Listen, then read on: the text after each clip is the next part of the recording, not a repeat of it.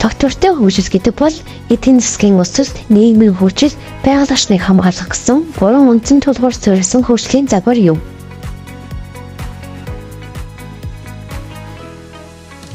Дэлхийн тогтвортой хөгжлийн асуудлыг үндсэн 17 он зорилго, дээрх 17 зорилгыг хангах 169 зорилтыг үнэлэх 244 шалгуур үзүүлэлт байдаг.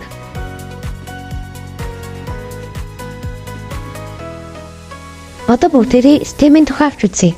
STEM education-ийн оюутнуудын эрэл хайвал харилцан яриа шүүгч сэтгэлгээг удирдамжуулахын тулд шинжлэх ухаан, технологи, инженерчлэл, урлаг математикийг ашигладаг сургалтын арга юм.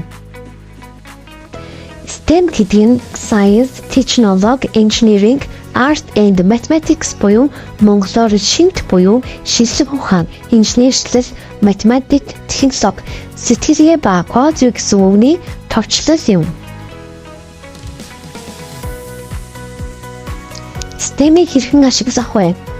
STEM төвлөрсөн анги танхимыг бий болгоход 6 алхам байдаг. Үүнд анхаарал төвлөрөөс сэгрэмгийн мэдээлэл, нээлт, өрөвдөл, ихтгэл, холбоос орно.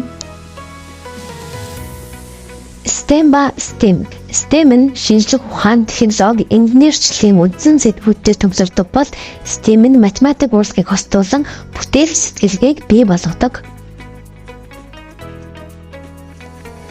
STEM боловсрал яагаад чухал вэ гэдгийг бүгдээрээ ингээс уншиж болно.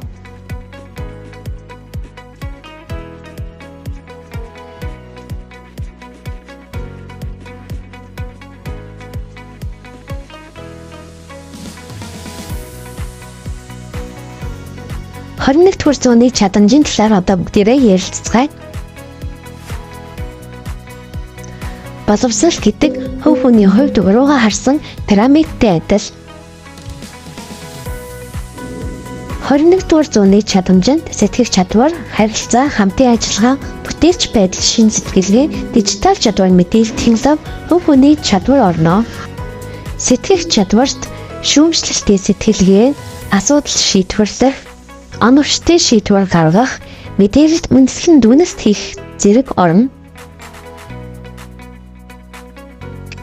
Харин харилцаа, хамтын ажиллагаанд эерэг харилцаа, багаар ажиллах, манлайлал, хэл ярианы болон бичгийн чадвар багтана. Бүтээлч байдал, шин сэтгэлгээд, бүтээлч сэтгэлгээ, шинийг санаачлах, шинжлэлт дасан зохицох чадвар орно. Дижитал чадвар, мэдээлэл, технологид дижитал мэдээлэл боловсруулах, технологи ашиглах, мэдээллийн аюулгүй байдал орно. Хувь хүний чадварт өөрийгөө хөгжүүлэх, ёс зүй хариуцлага, байгаль орчин тогтвортой хөгжил олон улсын иргэншил багтана.